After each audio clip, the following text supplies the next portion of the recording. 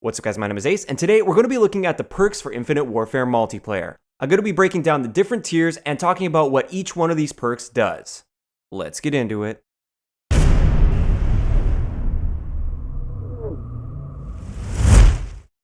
Alright guys, so first off, a couple things to know. These perks that I'm going to be going over are from the COD XP build of the game. They are subject to change, the perks themselves might change a little bit, and also their order in the tiers, they might change tiers or something like that. It is possible that that will change. It is even possible that that has already changed for the beta build of the game, so it might not look exactly how I describe it here, but this is how it was in the COD XP build of the game. Also, one thing to keep in mind, as far as the perks go, the class system is going to be pretty much identical to Black Ops 3's class system. So there's 3 tiers of perks, and you can have a maximum of 2 perks from a single tier, but if you do use 2 perks from a single tier, you have to spend that extra point on a wildcard in order to get it. So very, very similar in that case, we just have different perks. So let's kick it off with the first tier of perks. This is the blue tier, and first off we have RECON, and RECON gives you a larger area of minimap. So this is kind of like that perk that we had in Advanced Warfare. I think it was called Peripherals or something like that. It just made you have a much bigger view of the minimap, and it actually made the minimap like 16:9 instead of 4:3, so it just changed the aspect ratio a little bit. And it will also gain vision from enemy UAVs, which I think is going to be extremely powerful. And I'm not too sure how I feel about that right now. I think it's kind of annoying having to run UAVs now, and then every time you put up a UAV, you have to think to yourself, what if the enemy is using this perk? I'm just giving them my location by calling this UAV in. I really feel like this might be a little bit annoying, but I guess we'll have to wait and see how it plays out. It really all comes down to how well it balances with the other perks. Moving on to the next one, we have Blind Eye, and this is just the same old Blind Eye pretty much that we've seen. Blind Eye just makes you undetectable by AI targeting systems, including air support and sentries. So this one works for both ground and air streaks that are AI controlled. So as long as a player is not controlling that score streak, it can't see you with this perk. Next up, we have Blast Shield, and Blast Shield is just Infinity Ward's version of Flak Jacket. So this is just Flak Jacket from Black Ops 3 returning. It increases your resistance to explosive damage. After that, we've got Dexterity, which is quite powerful here. This one allows you to reload as well as switch weapons faster. Now, in this case, it doesn't seem to affect sprint out time or mantle time, kind of like we saw in Black Ops 2, for instance. This is just reloading as well as swapping weapons faster. After that, we have Overclock, which is the same overclock from Black Ops 3. This allows you to charge your payload faster, which is kind of like the specialist weapon or ability in this game. Finally, we have Ghost, and with Ghost, it makes you invisible to UAV and radar pings when sprinting, operating score streaks, planting, and defusing. So this is more of the Treyarch style Ghost, where you do have to be moving around quickly, or else Ghost won't be working. So it doesn't work for those people that are going to be camping and sitting in corners, for instance. It's only really designed for those people that are moving around the map, and as long as you're moving around the map, operating a score streak, planting, or defusing a bomb, you will be hidden from the enemy UAV, as well as any other radar pings, because one of the traits with one of the combat rigs, I can't remember off the top of my head right now, basically it's ping from Call of Duty Ghosts. This will keep you off of that radar ping as well, as long as you're doing one of those actions. So that's it for tier 1. Let's move on to tier 2, and first off we have Momentum. This one's quite interesting. It's kind of like Lightweight. It allows you to move faster, but it isn't a flat percentage increase to your sprinting time. Instead, you build up your speed as you keep sprinting, so you sprint faster over time. Now, I used this one a little bit when I was playing at COD XP, and it did feel pretty cool. I kind of like the way it works. It's really good for those opening routes, as well as for those people that like to go on big flank routes, for instance. It definitely helps there, but it doesn't help in those little short distance sprints, like Lightweight would, for instance. For me, I think I would simply prefer having Lightweight, just so that you know you're always sprinting faster. But we'll just have to wait and see. I don't know what the max sprint speed is. I'm sure there will eventually still be a cap. Like, you won't be able to sprint faster and faster and faster, like infinitely. There definitely will be a cap at some point. I'm interested to test that out once we get into the game a little bit more. Moving on to the next green perk, we have Hardline. And for this one, score streak points for assists are doubled. I found that to be a little bit weird. It doesn't seem like it's really going to be doing much, because people don't tend to actively go for assists. They're going for kills.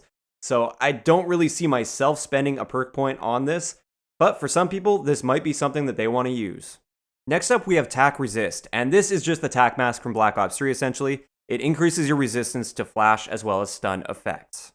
After that, we have Tracker, and with Tracker, you see recent enemy trails, even when they're cloaked, and also you can hear enemies that are using dead silence. So this is kind of like Tracker from Black Ops 3, but it also has almost like half of awareness's effectiveness. So what it will do as far as sound goes is if the enemy's using dead silence, you will likely hear them as if they aren't using dead silence at all. So it counters dead silence, but it doesn't amplify people's footstep sounds that aren't using dead silence. So it's not a full awareness type perk.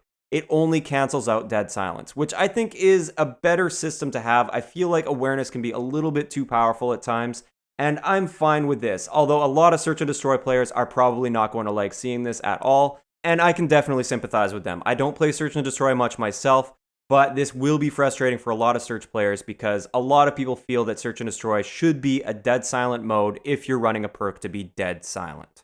And this is something that I want to hear in the comment section below. What do you guys think of the way that Tracker works as far as sound goes for countering dead silence?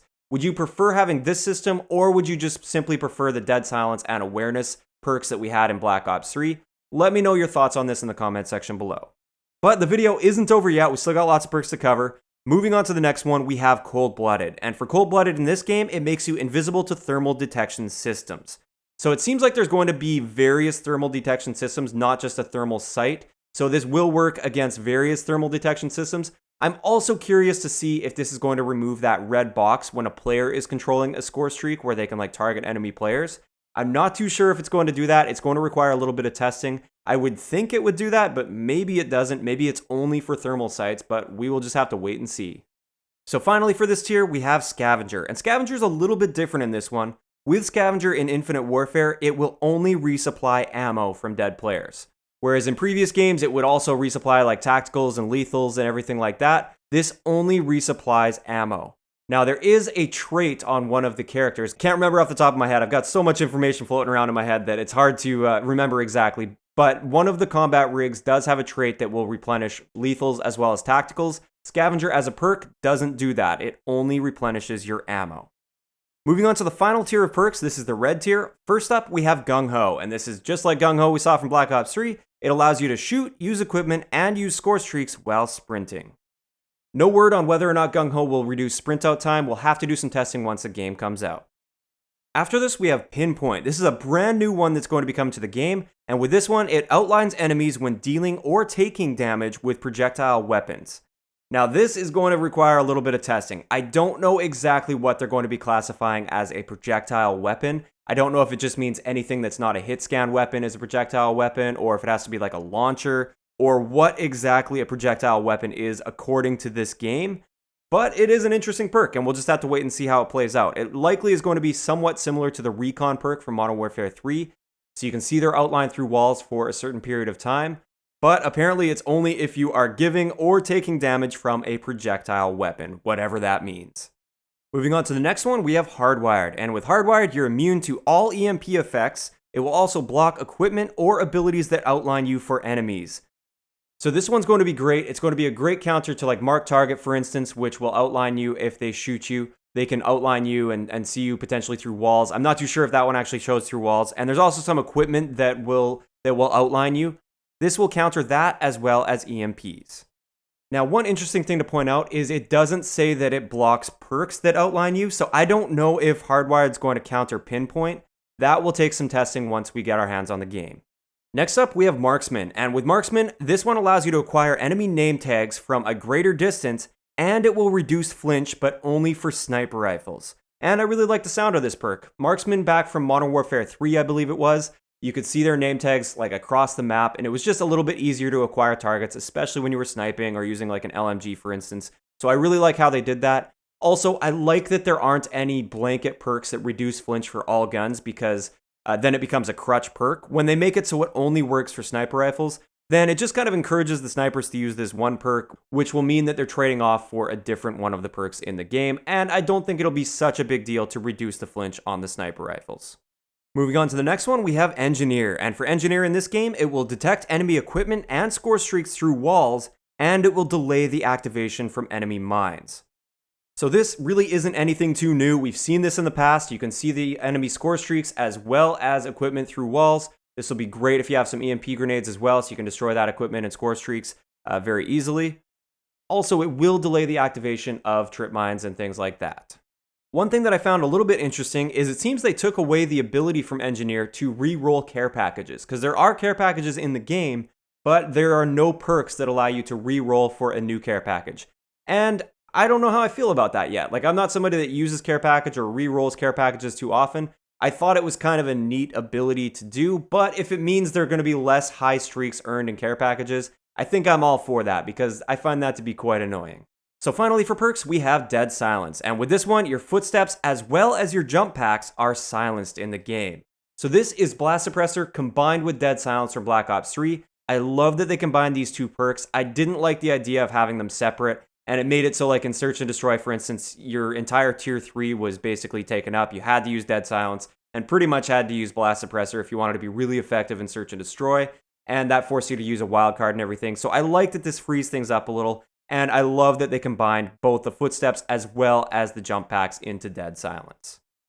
So there we have it. Those are all the perks as well as the tiers for Infinite Warfare based on the COD XP build of the game.